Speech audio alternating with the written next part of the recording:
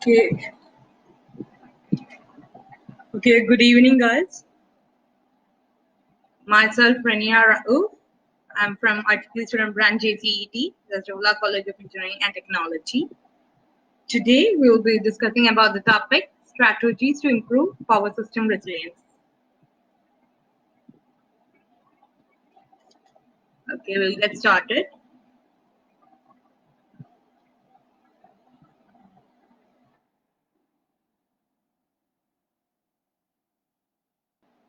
Okay.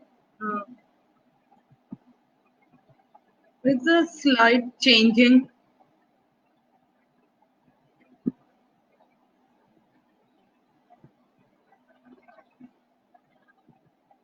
Okay. So this will be the topics that we will be discussing today. That is, first we will be discussing about what is resilience. Then we will be understanding the concept of resilience. Then we will be seeing how we can establish resilience. After that, we'll see how we can enhance resilience. Then, as everything, we will be even resilience need to be evaluated. So we will be seeing how the methods of evaluating resilience, and that we will be looking forward into qualitative and quantitative methods. Then we will be looking into methods for improving resilience. Then we will sum everything up. So we'll get into our first topic. That's what is resilience.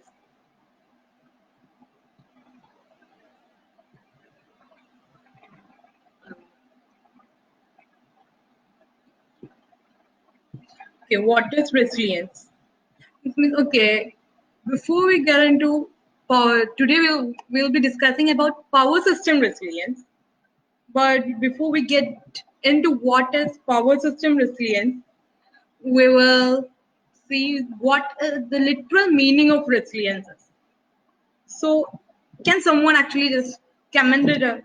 Like, what is the literal meaning of resilience? What does resilience mean literally?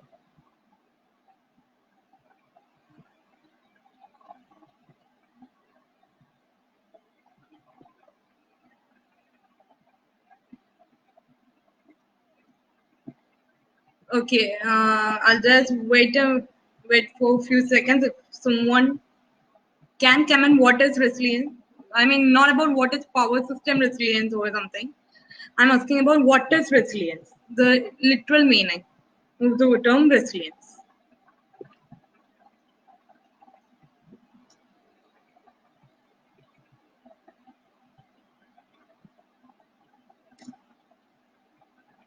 Okay, this is the literal meaning of the term resilience. This is the literal meaning of the term resilience.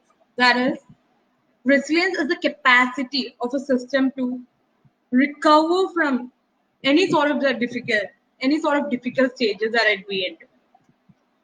So today, as I said earlier, we will be discussing specifically about power system resilience. So before we get deep into power system resilience, we'll just see how actually this system resilience, the terms of system resilience started. So, okay.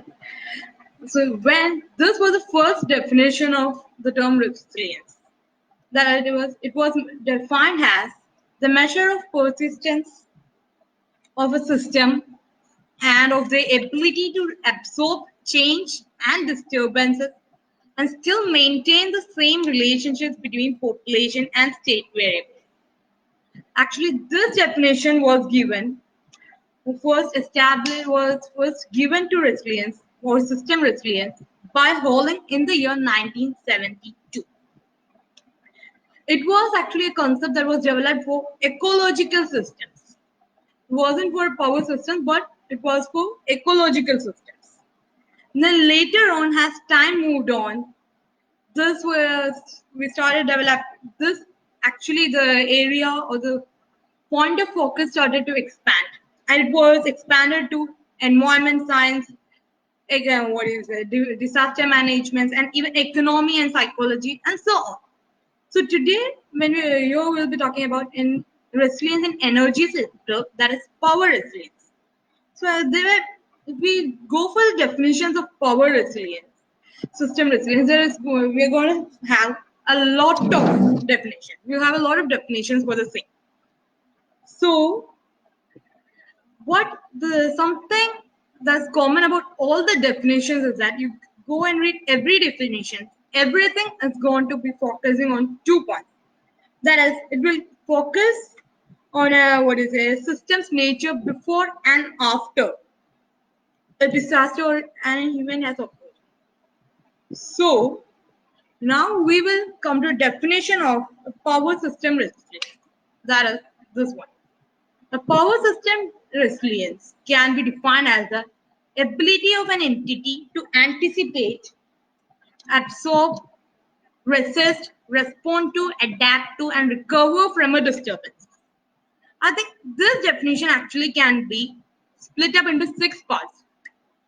That is, first, it is an ability of an entity to anticipate from a disturbance. That is, we have sort of, it's like we have got a sort of disturbances. Say we got a flood. So a system have to actually predict, okay, when such a situation comes, how it is going to handle it. That is what you mean by anticipate. Then what do you resist? Resist means when a system comes, like whenever there might be a change that can take place, we have to actually try to withstand the change. That is not to bring any what changes. Then absorb.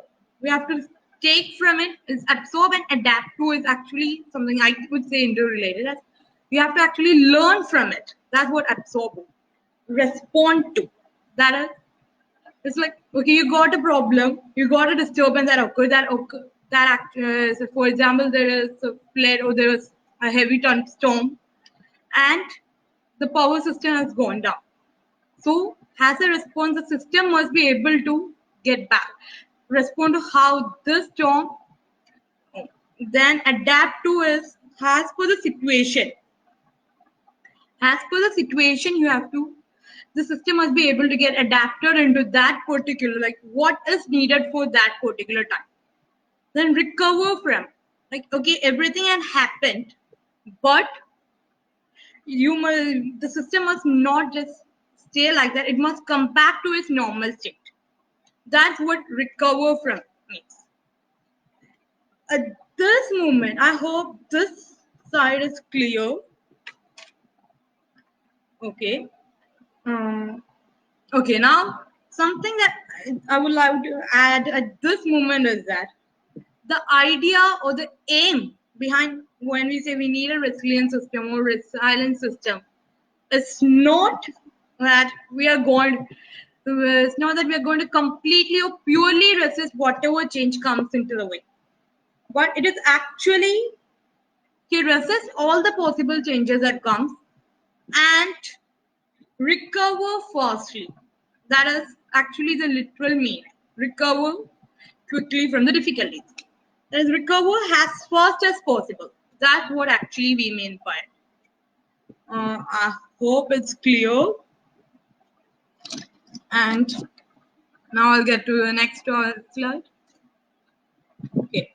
Now we'll understand. Now we'll try to understand the concept of resilience. That is,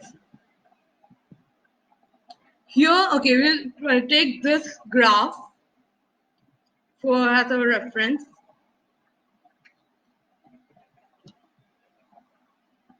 Okay, we'll take this graph for the reference. And here we have this blue dashed line. Okay, here we have this blue dashed line. This line represents what we need. That is, whatever the condition be, whatever the problem occurs, we want our system to be rigid and we don't want no changes to happen. That's what this blue dashed line represents. And this red line represents the the traditional system or the normal system, or it represents our traditional system or the normal system. This blue red line. And the black line is something that represents our resilient system. Now we'll go divide it into time slots and we'll see. Now let us consider this particular time slot, that is T0 to T1. Okay. Considering this particular time slot, T0 to T1, we can say, like here is that moment that a system is actually preparing itself for a disturbance that has to come in its way. For example, say a flood. Okay, we can using the weather forecast, and we have decision making systems available nowadays. So with that, after studying all that, we have to actually make the system ready and prepared. With from this forecasters and all, we will be actually predicting what it is, and we have to prepare our system. Okay, we have to prepare our system for it. Then that's what we mean. The time, that's what happened in the duration T0 to T1. Now we'll go for this is the time for the time span T1 to T2. Okay, for the duration T1 to T2. Here what happens is that here we can find this is the time when the disruption or the disturbance or the calamity is starting to occur. So at this moment, what happens is that from the duration T0 to T1, sorry, not T0 to T1, I mean T1 to T2, what is happening is that the system is actually focusing on what are happening. The system is trying to resist all the changes that comes in its way.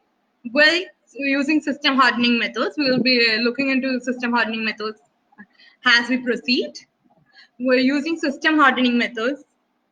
We will be looking into it, and the system will try to resist, and it will absorb what, like they learn from it. In fact, then from now we'll take this duration T2 to T3. This is the time when the system is actually responding. Okay, the system has understood what is happening and is responding and is trying to adapt to the changes and trying to maintain it. After that, from the time duration T3 to T4 is actually what comes in the after the post calamity or post event stage. That is, this is the time where we can use techniques like say microgrid islanding and all, and get back into normal state or nearly into normal state. That's the recovery state. I hope this portion is clear and I'm actually proceeding. If there's anything, you may type it down. I'll get into it as I'm not able to view the comments.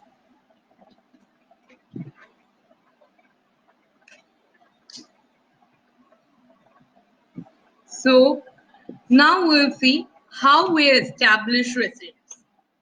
So for establishing resilience, we are actually dividing it. It's into two stages, that is incident focus and post-incident learning. So we'll first look into post-incident learning. Like for example, there had been a flood that took place in Kerala in 2018. So okay, we weren't prepared for it at that time. But from that time, okay, whatever happened, we are learning it. We are learning the situation. We adapt. Okay, we are understanding the situation. We are learning the lessons from it, and we are actually, getting it back into the stage. Thus, we are actually getting back into the stage, and we're like, okay, what all must be done if it happens next time like this. All such things are what we do over here. Now, we'll divide in incident focused is where the real event is happening. And at this time, we will divide it into three stages. That is prior to an event, during an event, and after the event. So prior to an event, that is maybe the moment just before the event happens. As I said in the previous one, that is the previous slide, this one. This area is something, the time duration T0 to T1 can be considered as prior to an event duration. That is, here what we does is that here we're studying the situation. Here we're studying the situation and what do you say? Yeah, here we're studying the situation and okay, here we're studying the situations and it's like yeah, we're studying the situation after and we're actually saying we have to prepare our system for it. We have to make it more what do you say, powerful, or that is make it more robust, that it is ready and it can withstand without going for an extreme condition. Okay, that's what we mean by prior to an event. Here we have checked the quality, we make sure about the quality. And now during an event, okay, now this is the duration. Okay, I'm just going back to the previous graph once again. Yeah, this is during an event. This is the area T1 to T3. Okay, this is an area. This is where problems happen. This is where problems happen during an event. This is the area when problems takes place and the damages occur. At this time, we try to minimize it and we try to minimize the problems by maybe by islanding or using what is it? It's like getting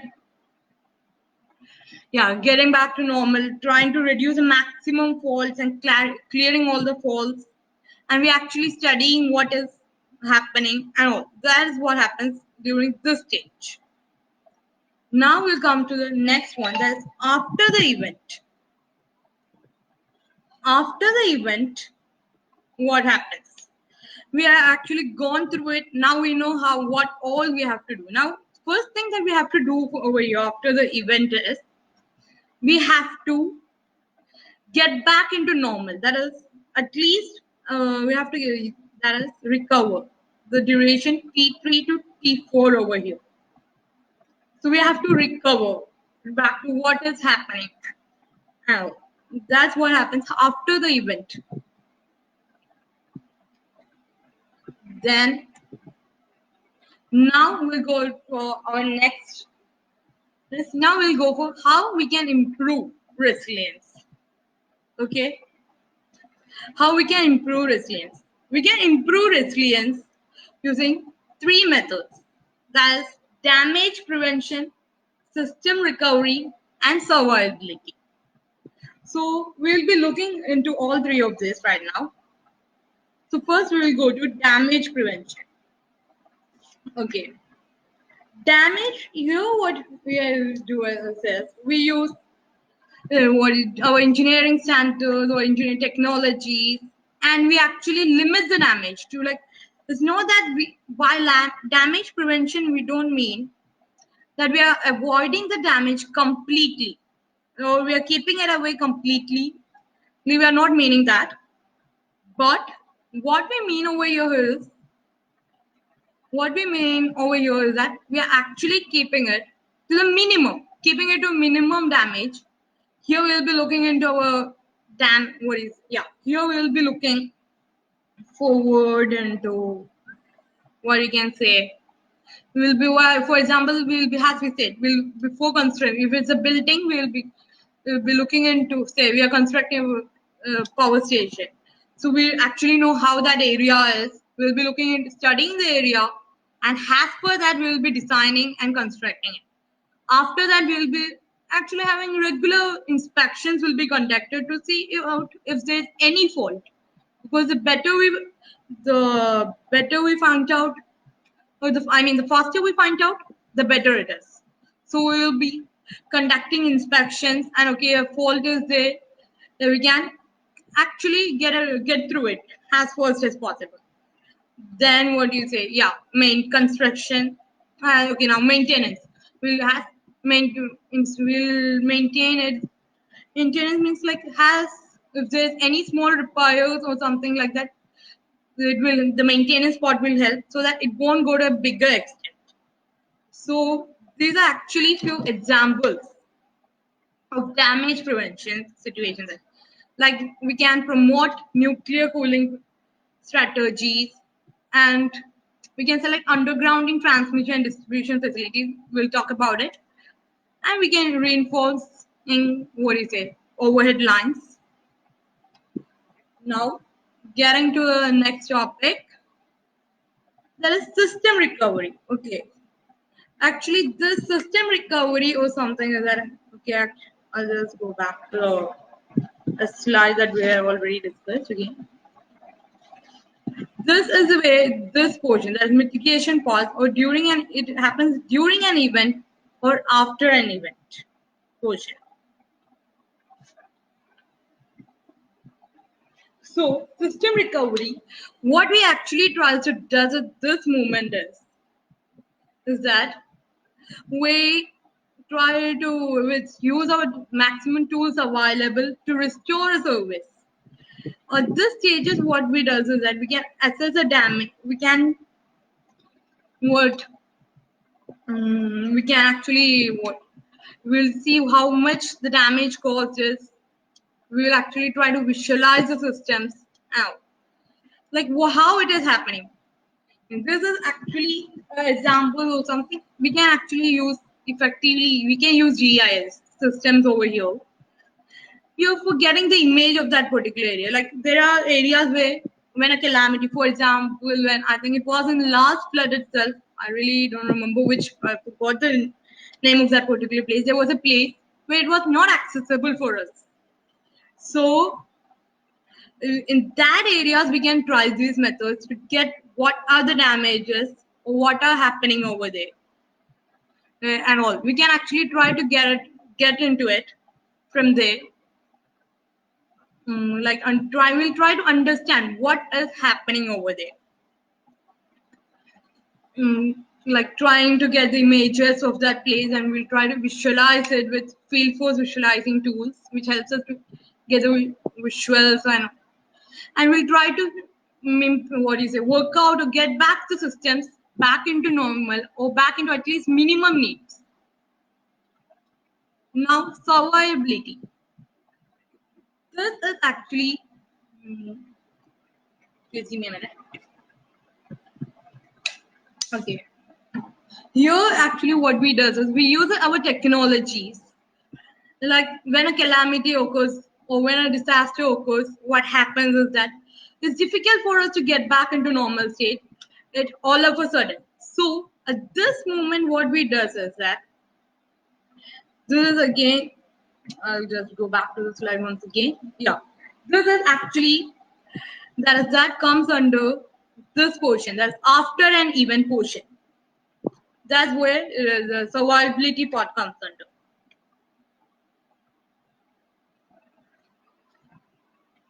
So okay, here we use a minimum with the use of technologies. We actually give back the minimum services possible, or like we try to establish minimum services, the basic level of services needed, but not completely. Like for example, we can say, yeah, we'll try to re-establish the cell phone services, hospitals, traffic light services, and all. There's a basic communication. What are the most needed ones? What the time needs, the need of the hour. That's what this stage will take the most important ones, and we will be trying to re-establish it and slowly coming back to normal. Now, as everything goes, as we say, everything needs to be evaluated. Hence, even this, your resilience also is evaluated. No. So we'll talking about resilience evaluation. We can say it is evaluated in two ways: qualitative evaluation and quantitative evaluation. So First, we will have a look into qualitative power system resilience evaluation. That's qualitative evaluation. As the name suggests, it's a qualitative evaluation. Here, actually, we take various factors. We consider various factors or features of a particular system. We consider various factors or features that affect a particular system and its capabilities. It is to decide evaluate resilience. Like for example, few important aspects are or features or aspects, whatever both are the same. It's like that we consider energy infrastructure. Energy infrastructure is actually really like we is getting the energy storage from what do you say, a producer, bulk level producing producer to a consumer. Is actually energy infrastructure is a unit that allows the transportation. Now, then the next one is information system. Information system is something that we get the data about the entire system. Like I'll just show you an example.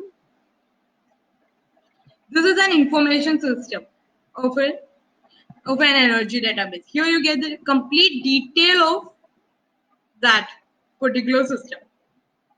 Getting back. Now, business structure is again has a power system. We have to see the business side of it. That's it. About now coming to preparedness. Preparedness is how readily you are ready. Like how readily you how much ready you are. Like okay, are you ready to if a change happens now? Are you ready for it? That is what preparedness means. Then mitigation, again the same. Then response, like how easily you respond to that particular occasion. Then recovery, like okay, problem has occurred, everything happens. As we said, you have to get back to normal. That's what recovery means. Okay. So all these are actually can be evaluated qualitatively using three methods. That is either checklist and questionnaires. Here we will have a R&D team, that is R&D team, that is research and development team, who will prepare questionnaires based on the situations that have happened, who will prepare the questionnaires based on the situations that have happened, and will say, make surveys. That's what checklist and questionnaires are. Now, metric scoring systems combine different aspects and resilience. In fact, metric scoring system is actually something that we are forming. We will have our various aspects, and we'll be forming a table-like structure or matrix-like structure. Like for VC, maybe like it's actually a K-map-like structure, I would say, but it's not a K-map. I'm just saying it's K-map-like. Like you will be having your aspects and capabilities at a side, and you will be actually writing it. You will be comparing it. That's what this metric scoring system actually gives. Then analytic hierarchy process helps you to learn, like it's actually like a flowchart model thing. It will actually be with this you can easily compare what is needed and all. Okay, that's about qualitative analysis. Qualitative evaluation. Now we come into the next type of evaluation, that is quantitative evaluation. Quantitative evaluation is of three types. There is simulation-based method, analytic method, and statistical analysis of historic outreach. So in this quantitative method is actually used to compare the effectiveness. Like we say qualitative method is to know how effective that particular method we adopted. But here we are using this to compare the effectiveness with different types of of resilient systems. Here the most commonly used one is simulation based method. We can use it easily. It is easily available, or you can use it easily, accessible, or easily evaluatable. In this one, simulation based, we have three types. Out of which the first two, that is the cost of resilience measure and the ratio or area between targeted performance and the performance. These are actually based on power flows. We actually look the power flows to go for it. I'm actually not getting to, as our topic is strategies to improve resilience. I'm not getting into the mathematical part of this. So then the third one, that is a component connectivity based on complex system method, is again, we have to we'll form a complex network model and we will analyze it. Then next one is an analytical method. The analytical method is something that is the probability that network performs its intended function. That's how a network's function. Or like, okay, it's actually just comparing the network and performances. And statistical historic outrage of data is actually, we'll be having past incidents, we'll be comparing it how, okay, such a thing happened, how long, how much time it took for restoration, how rapid it was, and all. That's what we go with, statistical analysis of historic outrage data. Now we're getting into few methods with which we can improve our resilience. We'll getting into few methods with which we can improve resilience. So there are mainly three methods. Speaking out, there are mainly three methods to improve resilience. That is system hardening, smart grid technology, load restoration frameworks. These will be the three. Yes, there are more methods, but these will be the three methods that we will be focusing on today. Focusing on our today's discussion. Okay. So first we'll get into our first method, that is system hardening method. So system hardening. That is, okay, so this system hardening is actually something that we try to bring up, as we said, in the damage prevention. It's very much similar to damage prevention. In fact, it's a part of damage. It's an example of damage prevention also. We can even say like that. It's an example of damage prevention also. It's physical. We will bring up physical physical changes in our structures that will make it more like less effective or less effective towards extreme events or less vulnerable. Okay, not effective, in fact, vulnerable. Like if there is it's like we got an event, say we got a flood again. The flood has. I'm just stressing on flood because that's something that recently happened in Kerala. I mean, for the past 2 years, at least. So it's like when we are bringing up a structure, when we are forming something or building up something, constructing something, is that we will we'll study the matter and we'll actually try to make the physical changes in their designs according to, okay, if that is a flood prone area, accordingly we can bring up changes. For example, I'm just that the system is actually less vulnerable for the adverse effect to come in. The main advantage of using the system hardening method is that it will improve the durability of the system. As we are making it with the minimum possible, whenever we are constructing a system, we'll try to bring it with the minimum adverse effect, isn't it? So the best thing is that we're trying to improve the durability and transmission of this particular distribution system. But the thing is that we have a disadvantage over here. It requires a lot of investment. The capital that we need to invest in this particular sort of system, power system resilience improvement method, is a large amount. So now we'll coming to our topic, that is, okay, common hardening practices. We'll just see a few topics, that is underground distribution and transmission lines. Okay, that maybe it's like, I think most of us might have seen it, that we have a line We have cables that are, what do you say? Cables that go underground, we go take through underlying connections. Actually, I think it won't be visible. Yeah, I just okay. We have cables, underground cable lines. Less connections go through instead of using the overhead lines that we have normally.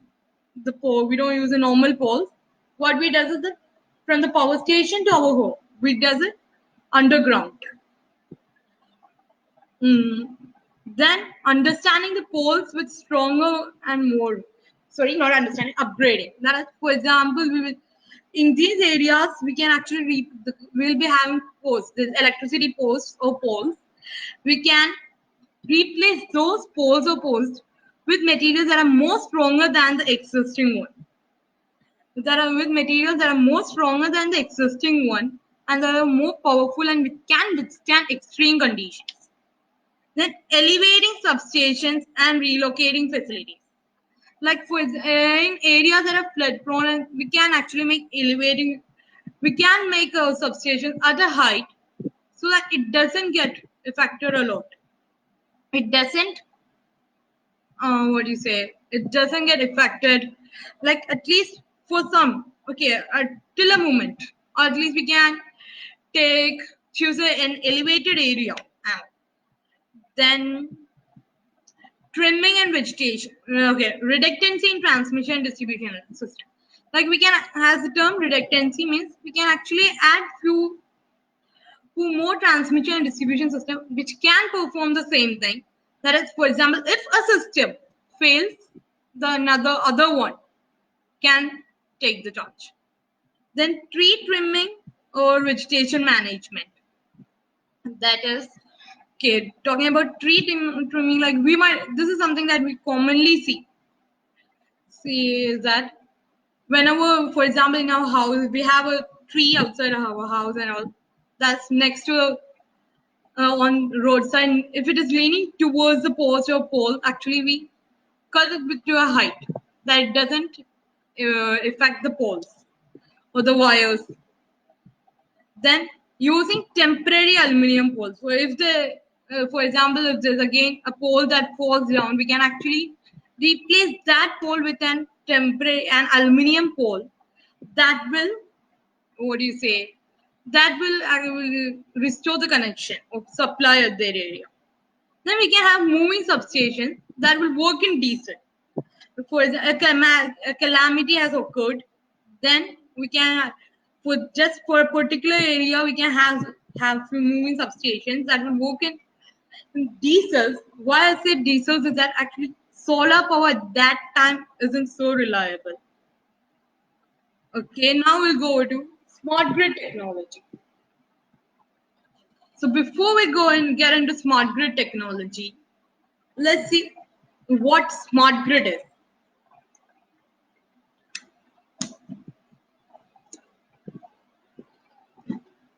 So this is the definition of smart grid. Actually, smart grid is nothing but it's actually a system. It's actually a bidirectional system that can deliver and generate. Deliver power from a generation point to consumption point with the help of advanced communication and information technology. I'll just show you an example. This is an example of a smart grid system. Here we have the generation area and here we have the consumption area. I mean consumption side. It's as I said, it's bidirectional. Okay. So as we said, smart grid uses advanced communication and information technology. It has its few advantages. That is, we use these systems for evaluation. So I'll just talk about what we get is that the efficiency of a power system will be actually more. The efficiency of the power system is going to be rapid.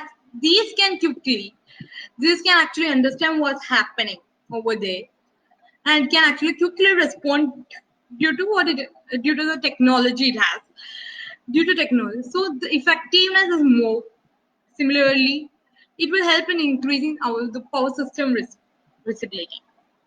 And because of the same reason that for which I said efficiency is going to be more, there will be an increase in response to faults and outrages because the system is using advanced technologies, communication and information technologies. It can actually understand what is the fault or why is the fault, and it can get back to normal. Now, these are few actually. These are few. What is it? Yeah, these are few areas that are actually under developing stage or operational strategies of power system, which is using smart grid technology that are in the developing stage. That is again, with this we can actually understand what risk a system or to what risk a system is getting into. Like, okay, what are the possible risks that may come in our way? What are the things that we have to wait for, and we can actually wait to be prepared for it. Again, okay. Then disaster assessment and priority setting. That you have to understand, really assess what is the disaster, what are its causes, and what are the needs for that particular condition, and set the priority. Then accurate estimation of natural disaster location and severity.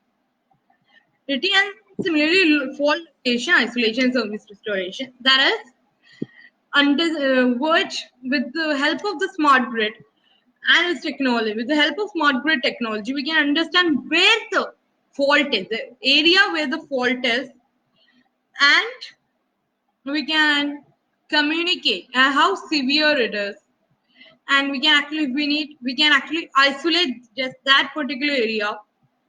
We can get back into it. Then demand side management is again understanding what is the need again, and with the help of the technology or with the help of smart grids, we can establish what advanced control protection schemes are.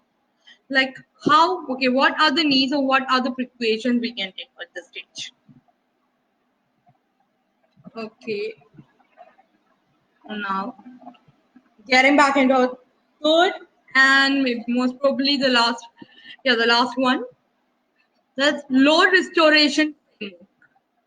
It's actually, this is something that we'll discuss it with the help of this image. Then what happens over here is actually under normal conditions, we have a system under normal conditions that is operating in the bulk supply system that is operating in normal conditions. And suddenly there happens a failure. So when a failure comes, actually that's why we say that's what island, that is particular system is staying aside. So failure that or need or due to that particular situation, we need it to operate as an individual system. So what we does is here we check for an island. So here we have the normal input given to the system and events happening after considering all the things, and if we find any, we'll check for if any island is needed. And if we find an island, okay, we'll just go. If we don't find an island, we'll set all controllable distribution that is DER to potential routes. And if we find an island, what we next is, does we find any controllable DER? If we don't find any controllable DER at that stage, this area, it goes to outrage, that is, it goes complete blackout. If we do, again, we set that controllable DER in that particular island to put potential root buzzers. Now, with the all this, with the help of these root buzzers and everything, we'll actually try to get the maximum what do you say, reconfiguration, shed it to the maximum, minimize shedded load. That is, we minimize shedded loads and we get back into our topology. That is the generated. What happens over here is that when the system is operating under normal conditions and suddenly there is an emergency situation or a system failure that happens, that it has to island itself. So uh, then we have, yeah, then we get back to islands and get back into islands and continues the work. After that, the generator sets all the points, and once the time is ready, it will set all points to adapt to the need, and the system will change its state. That is, the system get adapted as per the need. That's what this is.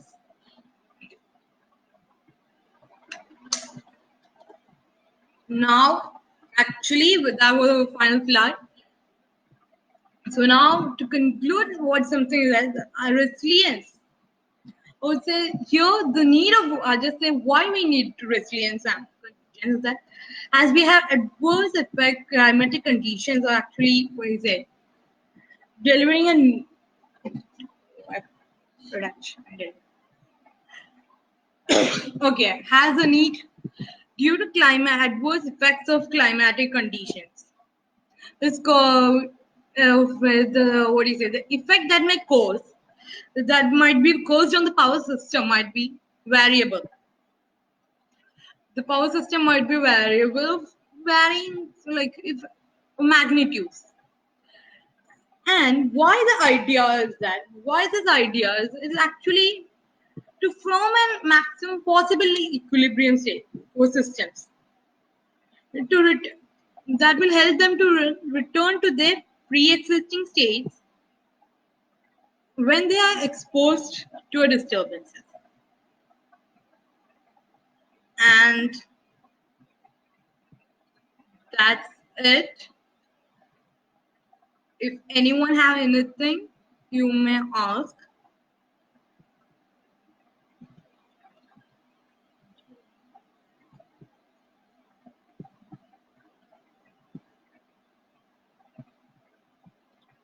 Or else I will end.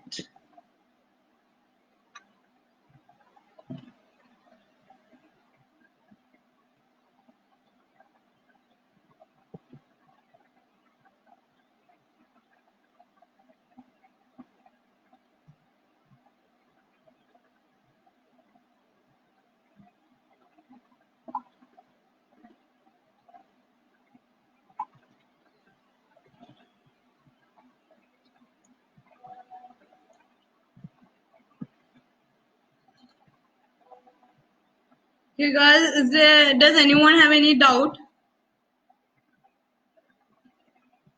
Okay, Devika, what's it?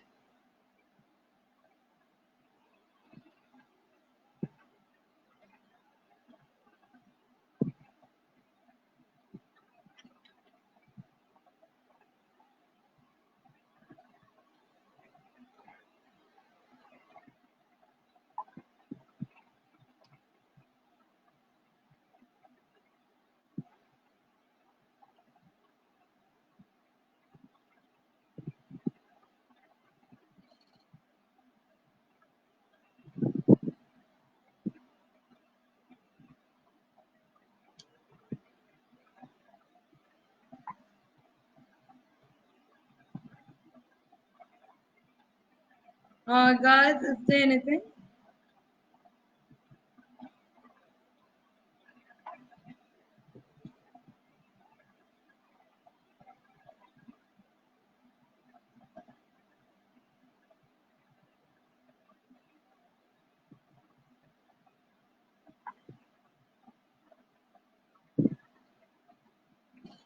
Okay, thank you guys.